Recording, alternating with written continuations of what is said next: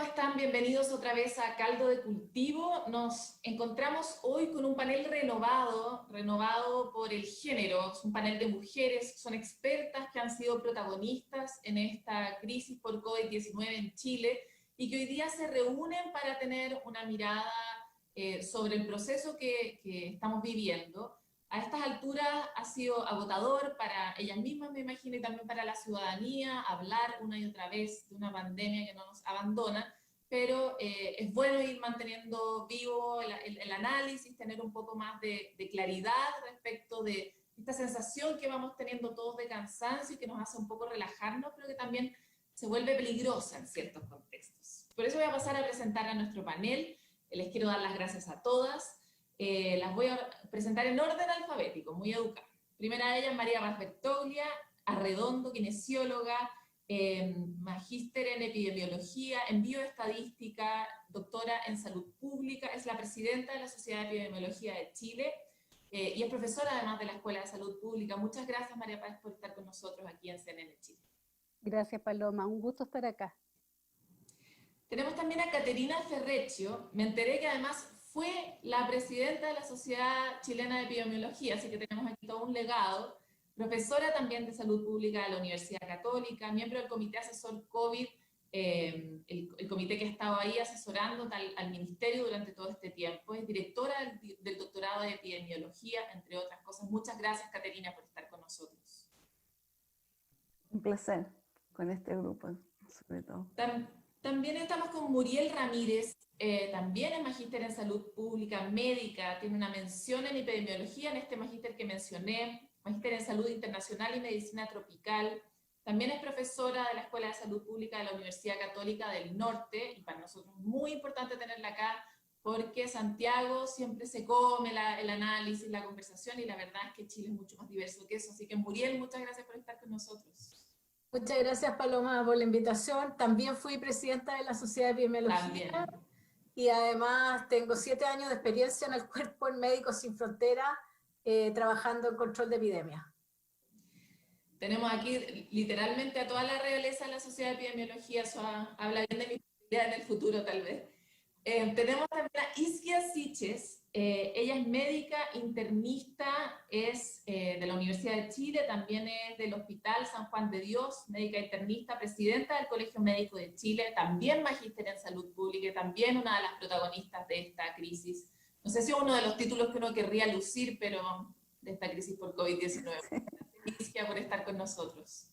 Muchas gracias, Paloma. Muy grata de compartir este panel con tremendas académicas y mujeres. Sí, para todos es un honor y también para el público está muy ansioso de tener esta conversación con ustedes. Por lo tanto, lo primero que quisiera saber es cuál es la opinión que tienen ustedes. Ya han pasado muchos meses de pandemia, hemos incluso empezado a volver a retomar un montón de actividades, ciertos grupos a favor y ciertos en contra, con una epidemia que no está para nada controlada. Entonces quisiera saber un poco, primero María Paz, ¿qué opinas tú del momento en el que estamos? Bueno, lamentablemente siempre que yo participo en este programa digo que es un momento complejo y ojalá alguna vez pudiéramos conectarnos para decir qué va pasando este momento complejo, pero todavía falta mucho. Yo creo que nosotros tenemos que ser muy responsables con cómo comunicamos esta información, a pesar de que hemos evaluado y hemos visto que alrededor de varias semanas llevamos con una disminución en la cantidad de casos y fallecidos. Esta disminución es muy lenta y en el último tiempo ha tendido a mantenerse en esta meseta, esta vez sí, o en esta disminución muy lenta. Y por lo tanto esto mantiene una carga muy importante de casos activos y esto nos tiene entonces todavía en una situación epidemiológica muy compleja, una situación social muy compleja, una situación también de gobernanza muy compleja. Ese es un término que creo que debiéramos discutirlo y reflexionar en profundidad en relación a la necesidad de fortalecer la toma de decisiones basadas en evidencias y también a fortalecer esa toma de decisiones, pero interconectándose más con el mundo académico, interconectándose más también con la sociedad que ha estado muy desplazada, y este último tiempo nos hemos enterado incluso de complejas relaciones políticas con autoridades locales que se han enterado tarde o que han sido lisa y llanamente acusadas en medios de comunicación por malos resultados que se han evaluado, y se han sido una culpa muy, muy injusta también, lo que finalmente se traduce en empeorar las relaciones políticas entre el nivel central y las autoridades locales. Por lo tanto, diría que tanto en términos epidemiológicos como sociales y políticos, nos mantenemos en un momento muy complejo. Caterina, tú has estado muy en la primera línea de esta conversación y desde ese punto de vista también desde una mirada más epidemiológica y tal vez desde una más ciudadana, ¿cuál es tu sensación del avance de la crisis o del momento exacto en que estamos hoy día? Yo estando de acuerdo con lo que dice María Paz, un poco si tú me preguntáis qué es lo que ha pasado en todos estos meses, yo diría lo que a mí más me impacta como epidemióloga es que yo creo que hemos cambiado, cambiamos nosotros.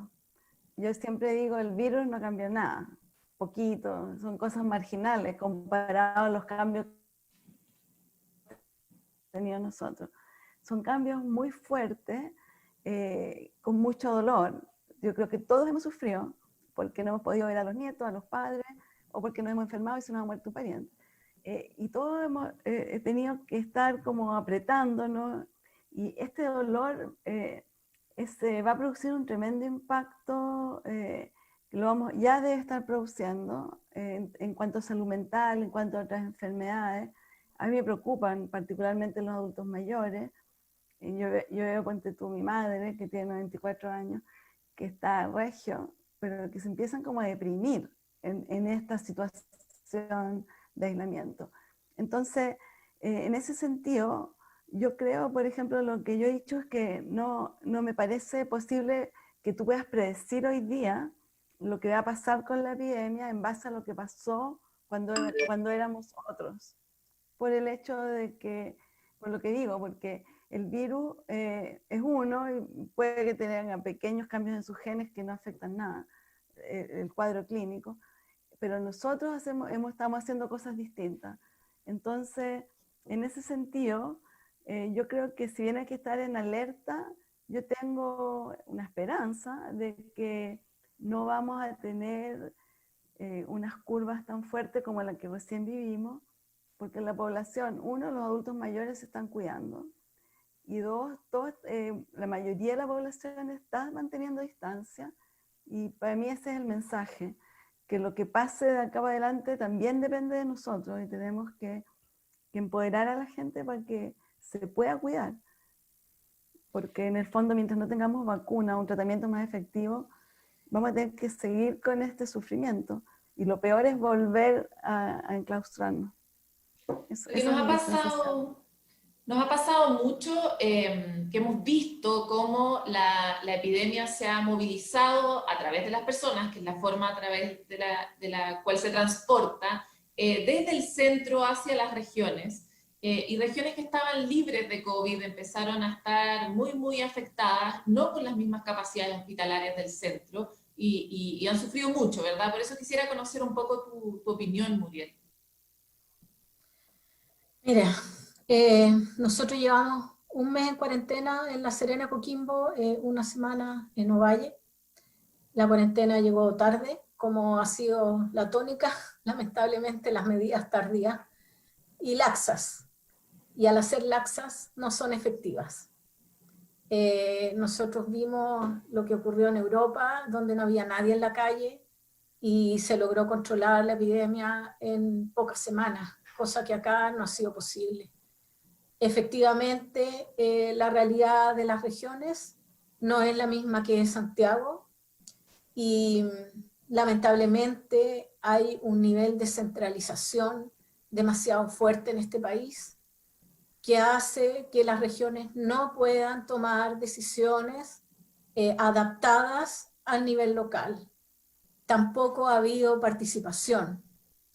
Me voy a tomar de algo que dijo Caterina y que yo le he estado pensando mucho en estos últimos días. Y es que el virus en sí es una partícula inerte.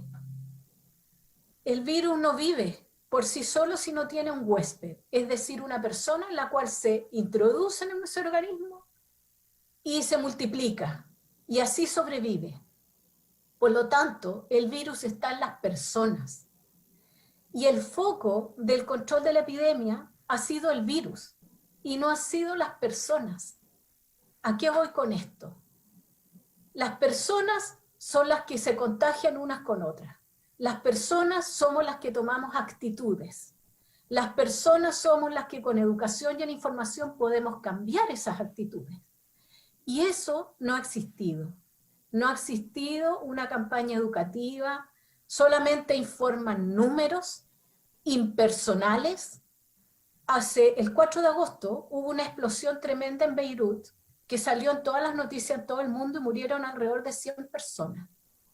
Nosotros llevamos más de 15.000 fallecidos en 150 días de epidemia, más o menos. Son alrededor de 100 fallecidos diarios en promedio en los últimos meses. O sea, una explosión de Beirut todos los días en nuestro país. Eso es un desastre. Y un desastre se enfrenta en base al trabajo con las personas. No vemos los edificios caídos, pero sabemos de que hay familias que están sufriendo, enfermos, colegas que están en los hospitales colapsados. Eso es lo que está ocurriendo en este momento acá en la región. Hospitales colapsados, con personal de salud enfermo, con familias que pierden a sus seres queridos, y esto se ha deshumanizado. Las personas no son números. ¿Y eso qué hace? Que no hay participación. Las personas no se hacen partícipes del control de la epidemia. Para hacernos partícipes, tenemos que tomar un cambio de actitud. Y es lo único que nos va a salvar. El cambio de actitud, el autocuidado y el cuidado de los demás. Porque lo que cada una y cada uno hace afecta en otros y en otras. Y eso es lo que ha estado ausente en este momento. Ahora nosotros tenemos como país una historia de solidaridad en torno a ciertos contextos catastróficos, pero no una solidaridad cotidiana, no un hábito solidario con el resto, una sociedad muy individualista. Desde ese punto de vista puede no habernos jugado a favor. Y ahí, Isquia, nos encantaría saber cuál es tu perspectiva del momento en el que estamos, porque de alguna manera, para que las personas lleguen efectivamente a cuidarse y a ser el eje del control de la epidemia, el trabajo con las personas tiene que ser un trabajo muy profundo, y la comunicación a veces ha estado orientada a las personas y otras veces ha estado orientada a levantar otras prioridades también por parte del gobierno, etc. ¿Qué opinas tú? Bueno, esta pandemia me suma a las palabras de mis antecesoras. Claramente es un momento muy complejo, pero también con mucha incertidumbre. Creo que todos estamos mirando día a día cuáles son las novedades que vienen de los países que nos llevan la delantera, intentando también entender cuál va a ser el comportamiento de nuestra ciudadanía. Recordemos que esta pandemia nos golpea como país en un momento social y político muy complejo, en donde había baja credibilidad en las autoridades, pero a pesar de eso no hemos tenido fenómenos tan importantes como se ha visto en otros países donde los propios mandatarios han sido negacionistas al desarrollo de esta pandemia. Y a pesar de todas las dificultades que hemos tenido, la ciudadanía se ha alineado a este ánimo de cuidarnos. Y en el sentido más profundo, estas epidemias son terribles, golpean muy duro, pero también nos recuerdan que vivimos interconectados y que una de las soluciones es tener una visión, no solamente biomédica, de una salud mucho más colectiva, de lo interrelacionados que estamos y que de acciones que no solamente son medicamentos o vacunas, sino que también de la educación, del autocuidado, de poder transmitir, como lo han hecho tan muy bien algunos gobiernos de otros países, esta sensación, esta épica de el cuidarnos colectivamente. Espero yo que en el trayecto de lo que nos queda de pandemia sigamos avanzando en ese horizonte y posterior a esto que ha sido tan duro, que nos ha golpeado en vidas, en esfuerzo, pero que también nos ha enseñado tanto como país, reflexionemos en el avance de esta salud colectiva y de que la la próxima pandemia claramente nos tiene que pillar mucho mejor preparados, tomando las disciplinas y tomando las orientaciones de todos los expertos y muchas de ellas las recomendaciones que nos han hecho el Consejo Asesor, la Sociedad de Epidemiología, la doctora Ramírez, o sea, mujeres tan relevantes que nos podrían haber tenido quizá. Si uno mira, nosotros estamos justo preparando la comisión investigadora del Parlamento y hemos podido ir revisando día por día qué cosas podríamos haber cambiado, no para darnos de generales después de la batalla, sino para prepararnos para la próxima pandemia. Ahora nosotros necesitamos, es muy extraño porque estamos en un momento complicado, pero estamos volviendo a retomar nuestras actividades. Por delante tenemos el 18 de septiembre y tenemos además un evento que ha sido muy polémico y muy esperado por distintos sectores de la ciudadanía, que es el plebiscito. Sea del lado que uno esté, ¿verdad? Todo el mundo quiere saber qué va a pasar ese día. Todo indica o todo necesita que se abra el país, sin embargo los números están creciendo, la epidemia está en expansión. ¿Cómo ven ustedes que vamos a estar en el fondo en un mes más contemplando la situación epidemiológica en la que estamos hoy, María Paz? Sí, yo creo que es importante reconocer que tenemos que planificar no solamente para el plebiscito, esto es algo que lo hemos repetido varias veces, probablemente tal como se está dando esta pandemia y cómo está afectando a nuestro país y al mundo completo, el próximo año también tengamos que desarrollar elecciones y ciertos encuentros también sociales con muchas medidas y con protocolos para poder minimizar los impactos sanitarios. Entonces, en primer lugar, yo diría que sí, es muy importante trabajar para el plebiscito, pero también para todas las elecciones. Creo que el próximo año son 7 elecciones que están programadas y cada una de ellas entonces debe tener esta protección para minimizar los impactos. El plebiscito se va a desarrollar y debe desarrollarse porque tenemos que proteger también la expresión democrática y popular y porque es algo que se espera y es necesario también avanzar. No podemos suspender todos los procesos políticos, todos los procesos sociales, pero sí tenemos que avanzar para que se desarrollen de la mejor forma. Y en ese sentido, claro, antes está el 18 de septiembre y también los salubristas que nos destacamos porque nos detesten por estas recomendaciones, pero nuevamente hacer un llamado a la población a que nos cuidemos durante el 18 de septiembre, nos guardemos durante ese mes para poder entonces estar en las mejores condiciones sanitarias para poder enfrentar el plebiscito. Creo que esa es una buena recomendación, creo que todos queremos poder participar y ejercer nuestro derecho al voto. Tenemos todavía mucho que avanzar en términos de poder facilitar que esa votación para ciertos grupos de población pueda llevarse a cabo, pero se está trabajando en conjunto con el CERVEL y en conjunto con varios organismos y universidades también que están apoyando para este desarrollo. Entonces creo que hay buenas noticias en ese sentido. Va a depender de muchísimos factores, tenemos que preparar mejores y peores escenarios, pero de todas formas es algo que con un buen apoyo, con voluntad política además para poder avanzar, para poder disminuir estas barreras que existen, para poder avanzar y que Chile pueda tener buenos sistemas, modernos sistemas de votación, para poder proteger entonces la expresión popular, siento que es algo que va en una buena dirección.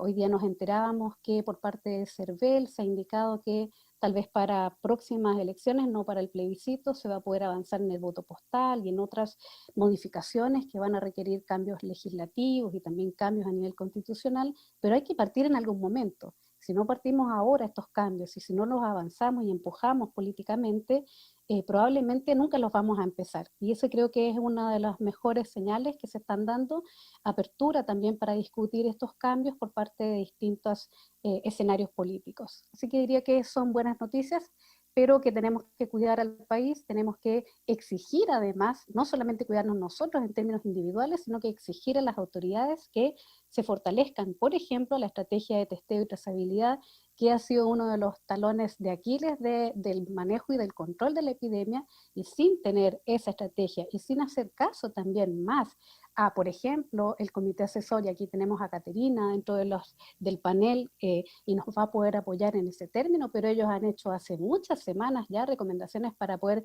modificar, por ejemplo, los indicadores, para poder pasar de un paso a paso al otro, y todo eso necesitamos que se actualice, se modernice, se escuche más a la ciencia y se tomen decisiones más basadas en evidencia, se aumente el presupuesto, por ejemplo, para atención primaria, para que se pueda hacer mejor el testeo, la trazabilidad y el aislamiento, y todo eso va a tener a un país entonces mucho mejor preparado, con menor impacto sanitario poblacional para recibir el plebiscito y todas las elecciones del 2021.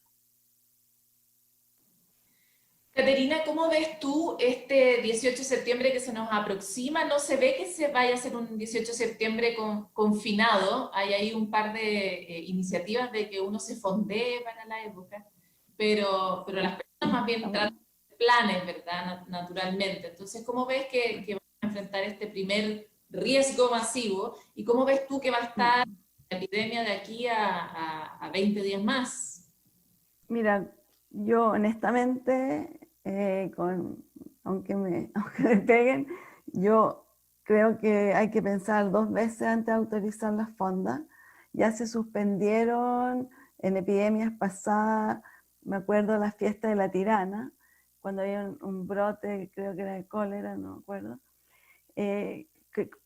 por razones sanitarias, que es algo como impensable, la gente se prepara todo un año, pero no había otra solución. Yo creo que si hubiéramos seguido hacia la baja, como cuando empezamos a abrir, yo no diría nada, pero no estamos hacia la baja, se detuvo la baja, incluso hoy hay varios lugares subiendo, por lo tanto yo creo honestamente que, y se está abriendo más Santiago, entonces, sobre todo en Santiago, yo pienso que realmente las fondas van a ser un lugar de mucho riesgo, porque tú no le puedes pedir a la gente que vaya a las fondas y no tome en exceso, es súper difícil, hay que saber lo que es la fonda, es mucho más fácil no ir que una vez que fuiste, mantener la distancia social y todo. Yo creo que va a ser casi imposible.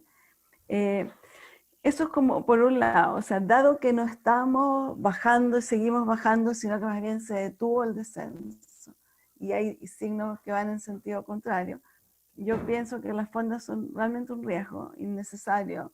O sea, es súper importante, pero nos va a dejar muy complicaditos, yo creo. Lo otro que, por otro lado, si lo de las fondas se puede minimizar o controlar o evitar, yo creo que podríamos llegar al plebiscito sin mayor problema, porque sobre todo si hacemos lo que dijo Muriel de mejorar la comunicación, es urgente lo que dijo Muriel, estoy totalmente de acuerdo. También ha sido una petición que la subsecretaria la está escuchando recientemente. Así que en eso puede que haya noticias, ojalá luego.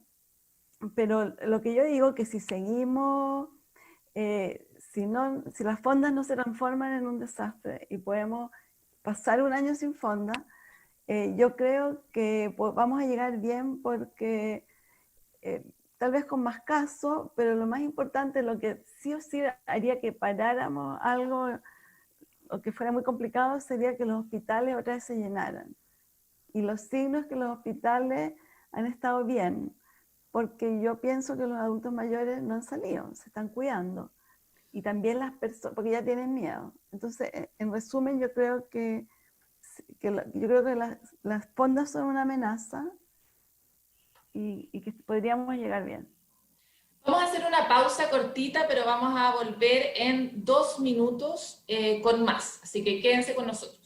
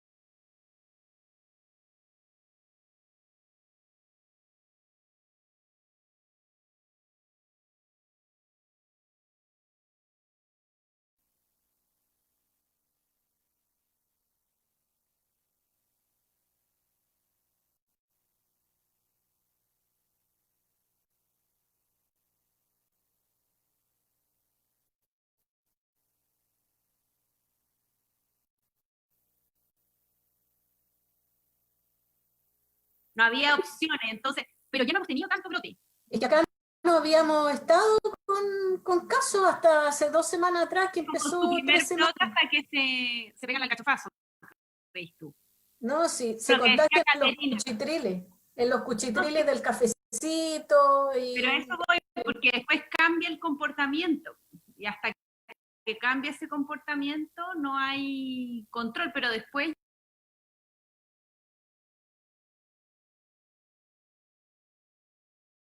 Paloma, Baja esa carga.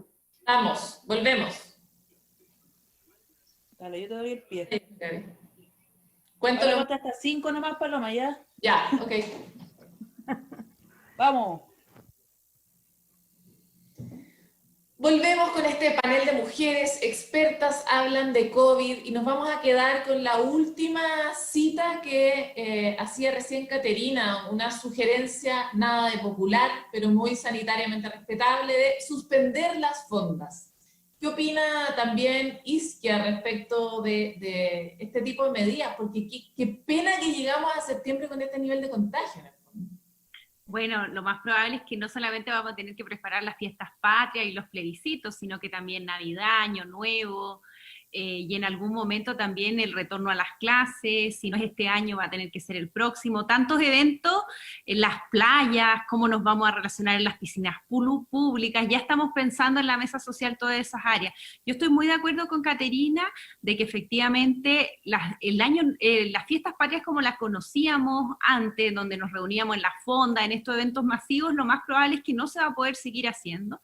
Pero también creo que es muy relevante que el Ejecutivo pueda plantear de forma positiva y orientar a la ciudadanía a qué sí se puede hacer este 18 de septiembre. Y no solamente explicarle a la gente lo que no, y también tomar consideraciones en que no todo el país está en el mismo momento epidemiológico y quizá hay algunas regiones que van a tener espacios para, por ejemplo, reunirse con sus familias, hacer alguna actividad, un asado dentro de 10, 15 personas, pero otras regiones como la de la doctora Muriel Ramírez, que claramente no está teniendo muy buenos resultados, que se van a tener que extremar las medidas y cosas tan populares como la Pampilla y otras instancias, lamentablemente no las vamos a poder tener este año. Pero si no tomamos esas medidas, en las próximas fiestas lamentablemente no van a estar las mismas personas. Y en ese sentido hay que seguir las indicaciones que tomamos desde el primer día,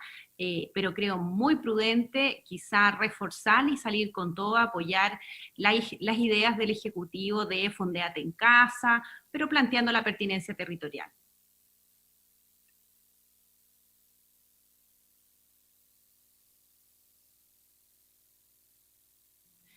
Yo pidiéndote a ti que no te silenciaras, pero yo estaba en silencio, genial. Antes de que te silencies, te quería preguntar cómo ves tú hasta ahora las recomendaciones del Ejecutivo y si tú eres parte del Colegio Médico, tienes permanentemente conversaciones con el Colegio Médico, entre los que hay muchos infectólogos, epidemiólogos, etcétera. ¿Qué sugieren los médicos sobre qué sí se puede hacer en este contexto de pandemia en el que nos encontramos? Bueno, lo primero es que no puedo estar más de acuerdo con el Consejo Asesor, que tenemos una gran deuda de comunicaciones, así que ojalá que lo que señala la doctora Ferrecho se cumpla y retomemos con impulsos, por lo mismo que planteamos junto a la Universidad de Chile y una serie de otras organizaciones, entre esas la Organización de Pacientes, crear una página que se llama Nos Necesitamos, que invito a todos y todas a meterse en ella, y también a todos los creativos y creativas a colaborar en ella, porque es una plataforma social que permite dirigir mensajes a la ciudadanía. Lo que más hemos planteado, sobre todo en las regiones que son más frágiles, que están en transición y que son más populosas, como la región metropolitana, y las que están claramente en cuarentena con cifras en aumento de casos, ojalá que las fiestas patrias solamente se reduzcan a actividades domiciliarias, con las personas que habitualmente están en esos hogares. En los lugares donde hay menor cantidad de circulación viral, quizá uno pudiera ampliar a reuniones de 15, 20 personas según las condiciones, pero yo creo que hay muy pocos lugares del país que pueden facilitar concurrencias de grandes personas o fondas, quizá aquellas islas que tenemos que están un poco más aisladas de ingreso de nueva circulación viral, pero el resto lo más probable es que mantener indicaciones de solamente dentro de los grupos familiares que habitualmente están en casa. Estamos ya en la mitad del programa y quisiera avanzar hacia varios puntos. El primero de ellos es, da la impresión, yo hablo mucho de COVID con muchos especialistas, y da la impresión de que a estas alturas las cuarentenas no están siendo efectivas, la movilidad sabemos que al final no se ha reducido suficientemente, y necesitamos aún así seguir encontrando maneras de cuidarnos. Entonces ustedes como especialistas, conociendo los contextos locales, ¿cuáles serían hoy las medidas que tomarían con la información que tenemos de cómo se comporta efectivamente la gente, de la capacidad que tiene realmente de hacer cuarentena, de qué permisos se han autorizado para el trabajo, los que se están autorizando ahora, de la situación epidemiológica en que estamos, que hay muchas regiones que están saliendo a pesar de tener muy descontrolada la epidemia?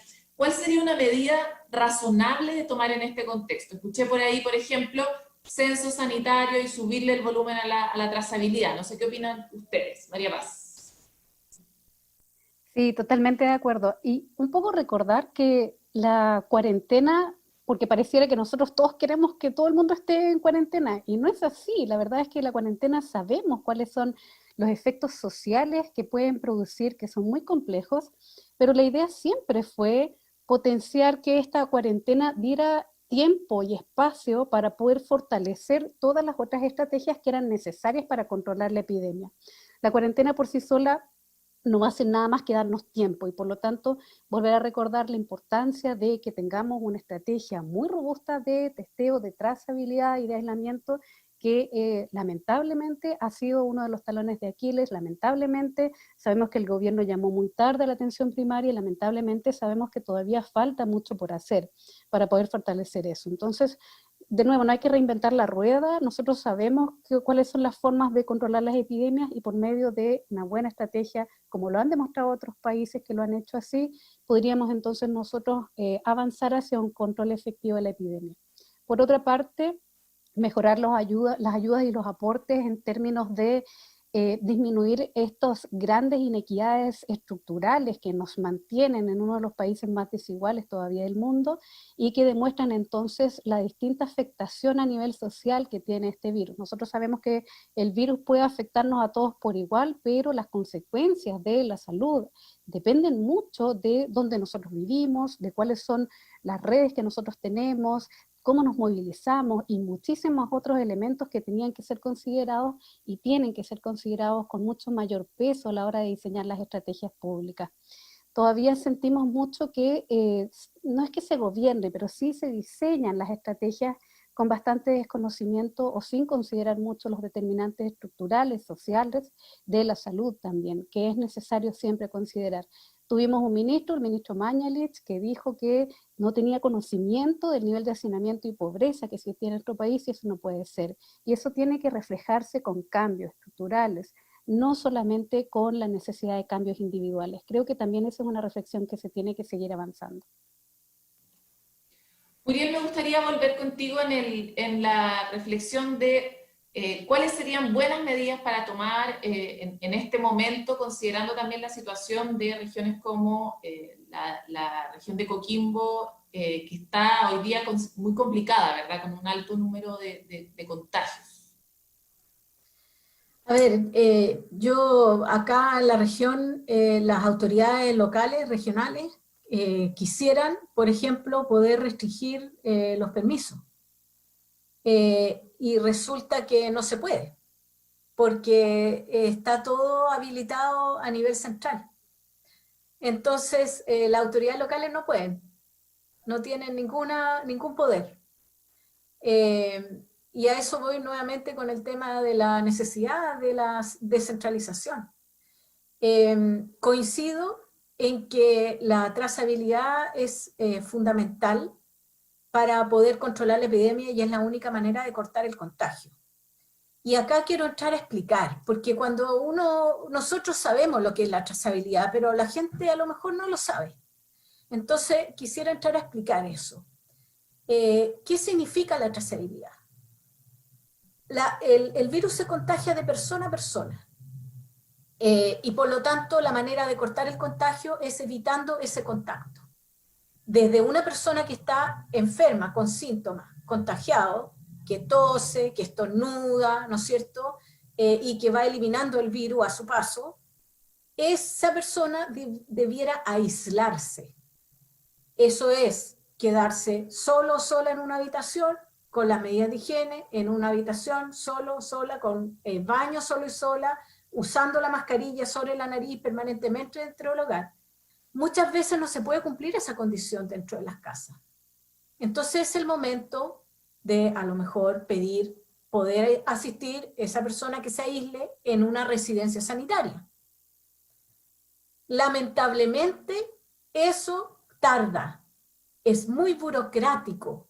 La posibilidad de entrar a la residencia sanitaria llega a veces al tercer, quinto día, y ya en ese tiempo ya contagió a toda la familia. Entonces hay que agilizar eso. Luego hay que darle condiciones a esa persona que se aísle, por ejemplo, con licencia médica, que también hemos sabido que se están rechazando en la CONPIN, que no todos los médicos en la atención primaria están habilitados para dar la licencia médica, que solamente los médicos de la Seremi de Salud, lo cual no corresponde. Imagínense acá, en una región donde la Seremi está en la capital, y nosotros tenemos casos en toda la región, con 2 horas de traslado en la ruralidad. ¿Cómo va a ir, o sea, si no tiene habilitado un médico de la atención primaria la posibilidad de dar licencia médica, es imposible para esa persona aislarse, porque no tiene licencia. Luego la licencia es por 4 días, cuando tenemos un promedio acá en la región de 5 días de demora del examen PCR. Entonces son una serie de cosas que se van juntando. Bueno, ese caso, supongamos que se aisló. De ahí que viene buscar a los contactos estrechos que pudieron haber tenido contacto con esa persona y pudieron haberse contagiado, pero todavía no hacen síntomas porque están en periodo de incubación, que son hasta 14 días, y esos contactos estrechos hay que ubicarlos y cuarentenarlos, o sea que también se aíslen, y eso significa volver a dar todas las condiciones para que esas personas se aíslen. En este momento, no, por protocolo, no ingresan a la residencia sanitaria los contactos estrechos. Solamente se puede ingresar con una PCR. O sea, mal, porque ahí dejamos muchos casos afuera y personas que pueden estar contagiando a otros. Entonces, hay una serie de detalles técnicos y que probablemente el Consejo Asesor los tiene, ¿no es cierto?, en sus minutas, y a mí me extraña demasiado de que siga el Consejo Asesor dando sus orientaciones y el Ministerio de Salud no haga caso a las orientaciones del Consejo Asesor. O sea, es un signo de interrogación tremendo que todos tenemos. ¿Por qué? ¿Qué pasa eso? ¿Por qué no, o no quieren realmente controlar la epidemia? A mí me queda ese signo de interrogación tremendo. Entonces, además, con un nivel de contagio tan alto y con tantos casos diarios, obviamente es imposible hacer toda esa trazabilidad, y lo vemos en los números, en que muchas comunas tienen menos de una persona con contacto estrecho, contactado y trazado por persona, lo cual debería ser más de 3, ¿no es cierto? Y eso está demostrado en los informes de trazabilidad del Ministerio. Y eso ocurre porque los recursos que decía María Paz no han llegado efectivamente a las comunas en la atención primaria que tienen que hacer la trazabilidad. En la última remesa que llegó la semana pasada venía con menos recursos que la remesa anterior. ¿Qué significa eso? Trazadores que estaban contratados tienen que despedirlos porque no les alcanza el dinero. Entonces, mira, nosotros sabemos de muchos detalles que llevan a que en el fondo la epidemia no se esté controlando. Independiente de lo que cada uno y cada uno podamos hacer de autocuidado, de mantener la distancia, de usar bien la mascarilla sobre la nariz, de lavarse las manos, etc., hay otras situaciones que van haciendo que el contagio permanezca. Y de esas situaciones es que tiene que hacerse cargo la autoridad. Caterina, este signo de interrogación gigante de por qué no escuchan al Consejo Asesor, ¿cuáles son las respuestas que ustedes mismas se dan? ¿Cuál es ¿creen que ha aumentado el nivel de escucha por parte de la autoridad a sus recomendaciones?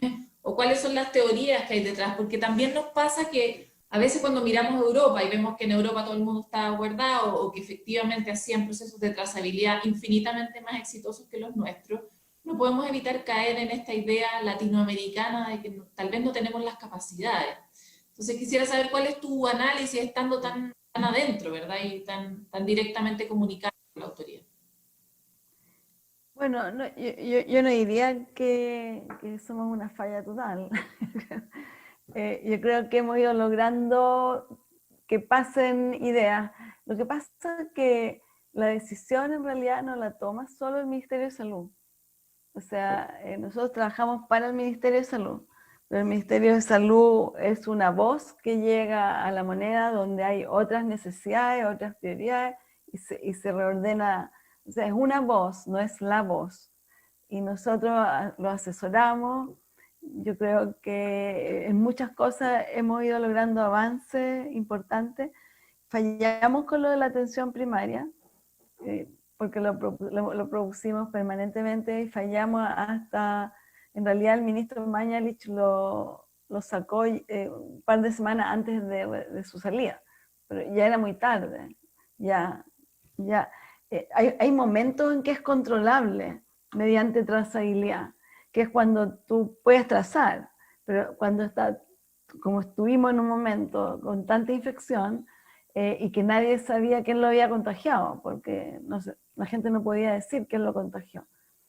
Entonces era imposible encontrar el caso índice, y bueno, y además que no había el sistema, no estaba el sistema de trazabilidad, no había nada de trazabilidad hasta, yo diría hasta que llegó el ministro París. Entonces, pero bueno, pero yo siento que ha sido, desde que llegó París, ha sido cada vez más, nos reunimos más frecuente, la subsecretaria encuentro que está más empoderada y está pudiendo avanzar también, balanceando un poco mejor las dos cabezas, no sé cómo llamarle, que tiene el Ministerio de Salud, que por un lado redes y por otro lado salud pública. En un tiempo fue uno solo y hoy día todos piensan que nunca debió haberse separado esta cabeza en dos. Entonces, yo en ese sentido creo que estamos siendo más escuchados. Y yo pienso que lo que he dicho alguna vez, que el ministro Mañalich tenía otra idea. Él apostó a la inmunidad de rebaño, esa es la verdad. De alguna manera lo dijo y apostó a que íbamos a quedar inmunes para siempre los que se habían infectado y por lo tanto asegurar los hospitales y más que el énfasis en evitar la infección. Y yo me acuerdo de la desilusión cuando el primer estudio que hubo en Santiago que lo hizo el grupo de la UDD, encontraron que no más del 4 o 5% tenía anticuerpos. Eso fue como un balde de agua fría para esta expectativa de que la inmunidad de rebaño nos iba a resolver el problema. Entonces, ahora ya estamos trabajando con los pies en la tierra, de que acá, si hay una vacuna, tenemos por lo menos unos 6-7 meses más que tenemos que cuidarnos. Y es la única manera de que el sistema no se colmate, pero yo estoy de acuerdo que no podemos seguir encerrados tantos meses, y por eso yo también apelo, nosotros estamos tratando de empujar la trazabilidad, como ustedes no se pueden imaginar, para que sea efectiva, y también el tema nos preocupa en el tema de las residencias sanitarias, porque también hacemos llegar lo que sabemos de que a veces no hay en la comuna y la mandan a otro lado para que la gente pueda ir. Yo creo que se va a avanzar, o sea, se está avanzando lentamente, pero se está avanzando. No estamos, o sea, la trazabilidad está echándose a andar. ¿Y tú crees que ya no estamos apostando a una inmunidad de rebaño? ¿La apuesta cambió con el ministro París? Sí, totalmente. Por lo menos en el Ministerio de Salud yo creo que nadie apuesta a eso. No sé, en la moneda o en otro lugar. Puede ser. Isquia, nos quedan exactamente 12 minutos de programa y por eso quisiera avanzar, yo creo que estamos en un momento en el que hemos tomado grandes lecciones, el sistema de salud igual ha crecido, eso en algún punto nos va a beneficiar, tal vez después de la pandemia, quién sabe. Lo bueno y lo malo de este momento específico, como lo bueno de haber vivido lo que hemos vivido y lo malo de estar viviendo lo que estamos viviendo, ¿cuál sería tu selección? ¿Y cuál sería una recomendación tal vez de poner un énfasis hoy día en la forma de enfrentar la pandemia con más claridad? Bueno, es parte de lo que estamos preparando para la comisión investigadora. Yo creo que hay cosas buenas, la gran capacidad de testeo, la gran capacidad que se montó en la red asistencial, la fuerza de los equipos de salud. Yo creo que todos hemos ido aprendiendo y creciendo día a día en nuestros distintos trabajos, y en esa línea sí creo que hay varios espacios débiles todavía que hay que reforzar. Comunicaciones, lo hicimos referencia, yo estoy bien de acuerdo con lo que hacía referencia recién la doctora Ferreccio. Creo que le hemos pedido hartos esfuerzos a la ciudadanía, y hoy día el esfuerzo tiene que venir por parte del Estado. Creo que los hemos tenido mucho tiempo confinados y nos debería haber dado este espacio para montar una estrategia de testeo, trazabilidad y aislamiento de lujo y tomar todas las iniciativas. Hay una serie de medidas que ha planteado el Consejo Asesor, nosotros elaboramos un documento en torno a testeo, trazabilidad con todos los puntos débiles, todavía no los resolvemos, hay que meter mucha velocidad en esa línea y también apostar a no solamente los pacientes no COVID, nosotros también, junto a un grupo de expertas salubristas, desarrollamos un documento de toda la ola de lo postergado, y es algo de magnitudes de lo que jamás hemos enfrentado en nuestro país, partiendo de la base de los déficits estructurales que tiene la salud en Chile, y eso va a requerir recursos, y es por lo mismo que nosotros le hemos pedido ya al ministro haciendo una reunión, porque necesitamos el compromiso del Estado, no solamente para resolver la pandemia, sino también todos los otros coletazos y los problemas que teníamos previo a pandemia, y nosotros esperamos que con el sector salud, con los epidemiólogos, con toda la evidencia, las universidades, los académicos, podamos poner en el centro del debate que estos temas no pueden postergarse y los recursos tienen que referirse y comprometerse para el 2021. Eso da para un análisis completo, cuáles son todas las áreas que se postergaron y que vamos a empezar a ver las consecuencias muy pronto. María Paz, también, como lo bueno hasta aquí, lo malo hasta aquí y la recomendación hasta aquí. Bien, en cortito. Lo bueno yo diría, para no repetir, creo que es importante también que esta pandemia nos obligó a reflexionar sobre el colectivo, sobre la importancia de recuperar también esta necesidad de organizarnos mejor. Chile es un país con una historia muy importante de organizaciones sociales y gremiales también que han estado debilitadas históricamente y necesitamos entonces reflexionar para que sean fortalecidas de aquí a futuro. Con eso toda la sociedad gana. Y creo que eso nos ha obligado también a esto, a pensar un poco en cuál es la sociedad que queremos construir en el futuro, después de esta pandemia, teniendo en cuenta que hay muchísimas cosas que tenemos que resolver, pero esto nos ha dado entonces un espacio para poder reflexionar en el día de mañana qué es lo que queremos hacer para enfrentar esta y las crisis a futuras. También me sumo a lo que decía Isquia, esta no va a ser nuestra única pandemia de nuestra vida, vamos a tener más después, y es importante entonces que tomemos todos estos aprendizajes para que no nos encuentre entonces tan mal preparados la próxima vez. Lo bueno, lo malo, porque será lo bueno, lo malo es que todavía falta mucho. Y efectivamente le hemos dado demasiado tiempo a las autoridades para reaccionar y ha sido muy lento, ha sido muy, muy desafiante la falta de transparencia. Yo creo que eso es algo que no lo hemos mencionado y siento que es muy necesario que nosotros exijamos, porque es un deber, no es un favor que tienen las autoridades, es un deber que tienen transparentar los datos para que la toma de decisiones sea basada en evidencias. Creo que eso es lo que nos falta entonces avanzar y presionar más.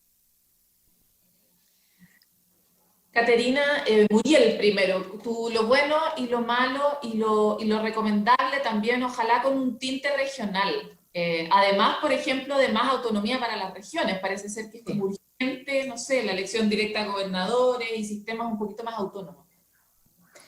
Mira, más que autoridades, yo digo, bueno, poder de decisión local con recursos, porque un poder de decisión sin recursos no vale nada. Entonces, claramente sí, tener conciencia de que las regiones somos distintas, no podemos tomar una decisión en Maquíver o en La Moneda, lo mismo que para Magallanes, para Aysén, para Putre y para mi región, por ejemplo. Somos distintos, son distintas realidades incluso económicas, de productividad diferente, agricultura por un lado, forestales, minería, etcétera. No se ha pensado mucho en eso. Y yo rescato de que sí hay un tejido social fuerte, y yo he estado trabajando en eso, he estado trabajando dando charlas de autocuidado. Desde que me retiré de la mesa social decidí trabajar dando charlas de autocuidado a través de los CEFAM, a través de los líderes locales de mi región y también de otras regiones que me han solicitado, y así lo he hecho, ¿ya? Y lo estoy haciendo todas las semanas, doy una charla para autocuidado, y el mensaje en este momento para mí fundamental es el siguiente: si te sientes enfermo o enferma, si sientes la posibilidad de un resfrío, cefalea, dolor de cabeza, ¿no es cierto?, medio resfriado, qué sé yo, aíslate, autoaíslate si es que puedes, y si no, anda con todas las medidas, con la mascarilla, etcétera, al centro de salud para que te hagan tu PCR y pedir, exigir residencia sanitaria si no te puedes quedar aislado en tu casa, porque es la única manera de evitar contagiar a los que están alrededor. Ese mensaje es fundamental. Y también para mis colegas, porque en este momento cualquier signo y síntoma de resfrío tipo influenza, etcétera, es coronavirus. Yo he estado revisando permanentemente los datos de vigilancia de virus respiratorio del Instituto de Salud Pública y no hay otros virus circulando. No hay. La positividad que antes era 60%, 40%, hoy es 1,6% y solamente en bebés.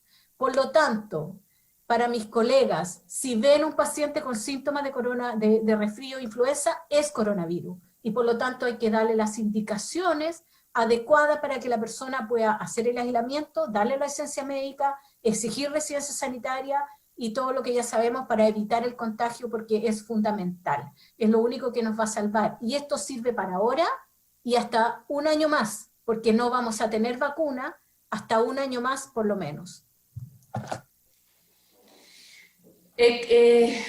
Sólida, como contundente la recomendación, y quisiera ya aprovechar estos últimos 5 minutos ante la expectativa nerviosa que ha generado la posibilidad o no de hacer el plebiscito, y lo planteo justamente por la recomendación de suspender las fondas.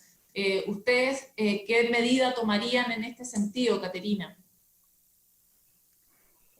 Para proteger el plebiscito. Para proteger el plebiscito, yo pienso pedirle a los jóvenes que por favor cuiden a todos los adultos que están a su alrededor, con las indicaciones que dijo Muriel muy bien. Solamente se exceptúan las alergias de primavera que pueden llegar ahí, que se pueden confundir. Pero yo quería decir con respecto a lo bueno, quería solamente mencionar que las ISAPRES han ganado plata, han ganado mucho dinero.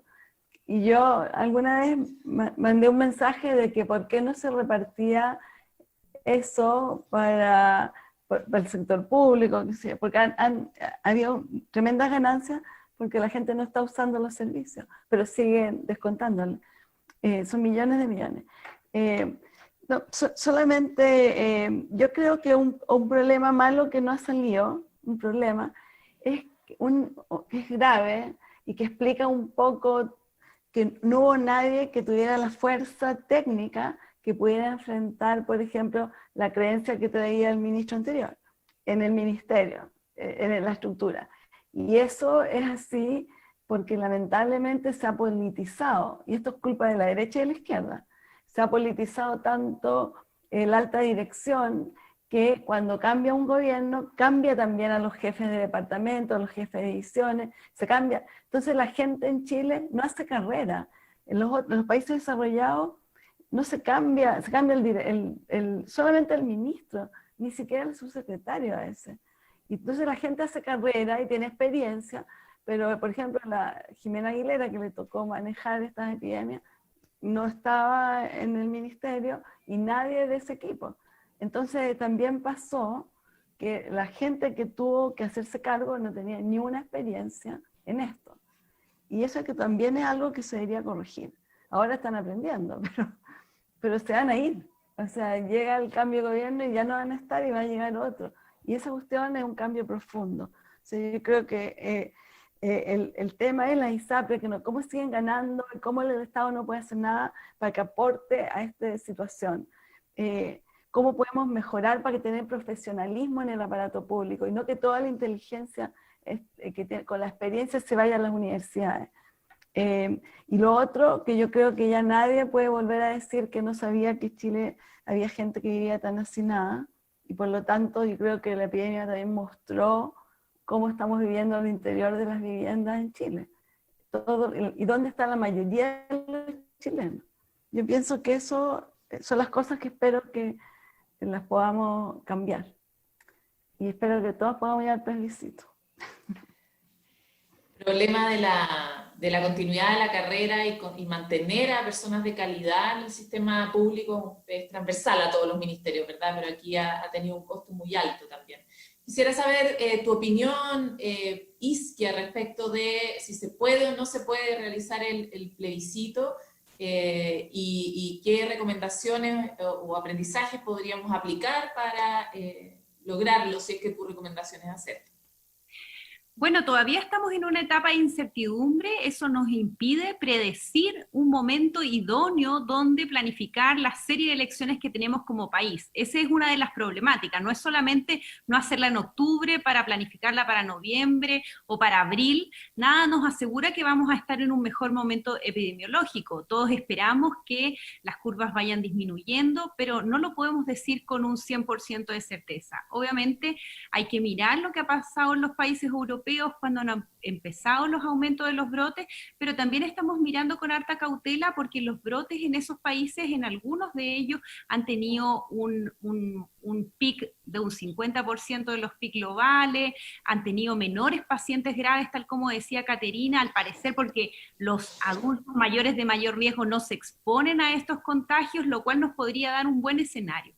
Nosotros hemos participado junto a María Paz Bertoglia en un documento para el CERVEL para poder producir procesos y sufragios seguros, porque obviamente la democracia, como los suministros básicos, no se pueden congelar.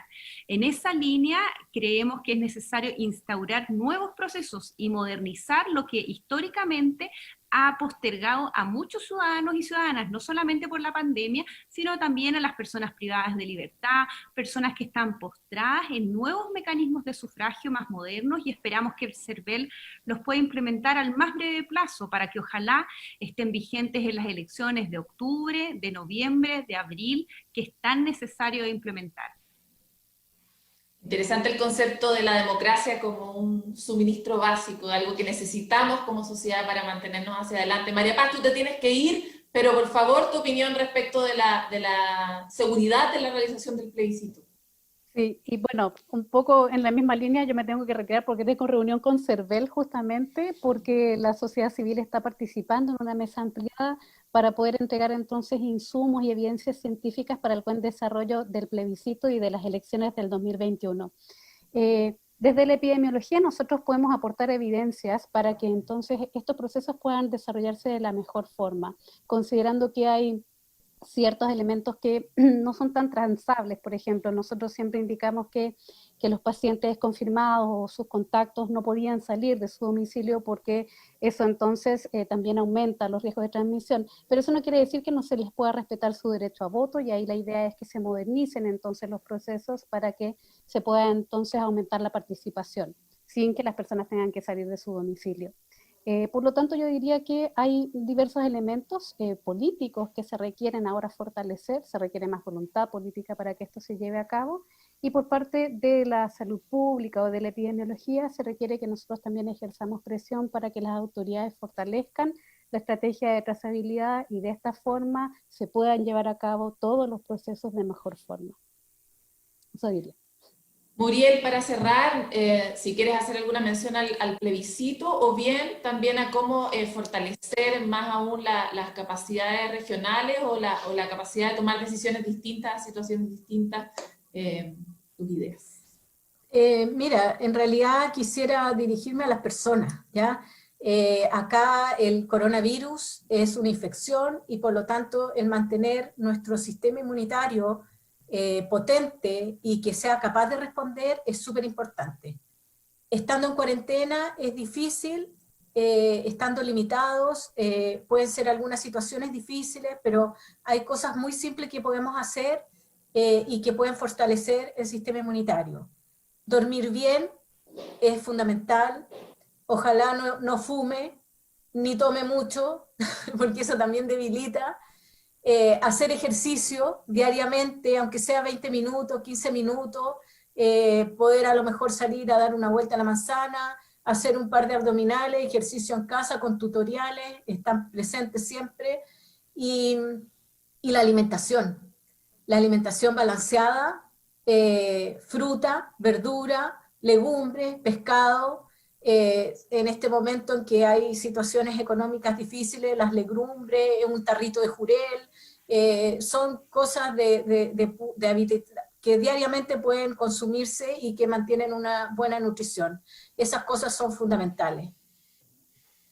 Les quiero agradecer a ustedes, la verdad es que el tiempo se nos hizo corto, nos quedó mucho pendiente para hablar sobre cómo los migrantes se enfrentan a esto, las poblaciones más vulnerables, cómo va a ser nuestro verano, bueno, muchos otros temas que tal vez son para un próximo caldo de cultivo, pero de verdad muchas gracias a ustedes por su tiempo, sus ideas y sus opiniones. Muchas gracias. Muchas Nosotros